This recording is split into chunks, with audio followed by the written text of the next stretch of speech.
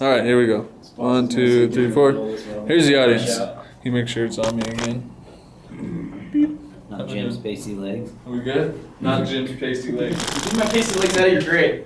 Yeah, there we go. We good? All right, we're going for round 2. The last one was way too long and I forgot to pan, so here we go again. I'm Zach Hedquist and I feel way more comfortable this time, so it's better. Informative speech on hunting. My purpose is to pretty much inform people that aren't exposed to hunting quite often, and educate them and just let them know, maybe squash some rumors, just let them know what we're all about as hunters and what hunting is all about, and to not prove, but just to educate that we're conservationists and managers, not murderers and bad people, right, Jim? Yes, it's coming right for us. It's nice because these people that are here with me today, that most of them are hunters, so they understand, not all of them, but I know that they respect what we do. Fish.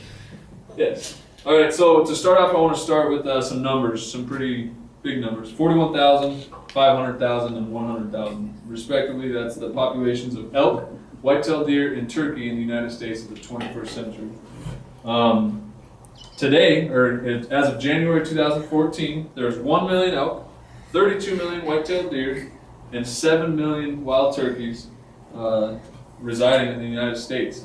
During that whole phase, we've been hunting them successfully. There's been up years, there's been down years, but you can't say that hunters were not a part of the efforts that made wildlife numbers where they are today. Another big number I really want to share with you guys is $796 million is how much hunters gave to the country or the government in taxes, just from tax and licenses alone. That's what hunters gave back. And that's not including guns, camo, traveling costs, groceries, hotels, anything like that. That's just straight up licenses and tags for those animals. The last number I want to start off with was in 1937, hunters were the only group ever to advocate and welcome a tax to them so they could show for future generations, wildlife was going to be ready for them. It was going to be there for them because they were in a bad spot. There wasn't a lot of game at that time. And if you look today, you can obviously see the success that hunters have throughout the country, that they did do their job in conservation just from that tax. The reason why I'm here is because I've hunted since I was 8 years old. I got 20 plus years of hunting under my belt, and I'm only 29 years old. I've hunted in 3 countries, in 7 states, which really isn't a lot, but it's a lot to some people. That some people just hunt around the farm their whole lives, and that's cool. But I've seen other people, and I've seen the togetherness and the tradition that hunting brings, and it's the same no matter where I go. Like I said, I'm here to squash some rumors. So let's start with rumor number 1. We are murderers. We are ruthless. It's all right. I've been called much worse, and when it comes down to it, yes, you take a life. You can define that as you will, but if you look up the definition of murder, it won't be hunter. It won't be under there. It's a sobering moment when you pull the trigger or release an arrow on something and you walk up to it and you realize the gravity of what you just did. But the gratitude that overwhelms you, that overwhelms the sobering moment is much more important, I think, after the fact. The fact that you're having a good time with your family, you're going to provide good meals and organic meals, you know where the food's coming from, to your friends and family, or even just to yourself if you want to do it by yourself. We're not murderers, we're managers. Going back to those numbers, I talked to you about the millions and hundreds of thousands before. There's a 240% increase in elk population, 640% increase in white-tailed deer, and 700% increase in the turkey population in the United States in that century that I've been speaking about. So, calling us murderers, I wouldn't so much say that. I would definitely stand behind the fact that we are managers for wildlife in the United States. One point that can drive that home is in Michigan, and I quote, the United States Fish and Wildlife Service in 2012 transferred wolf management to Michigan, the state of Michigan.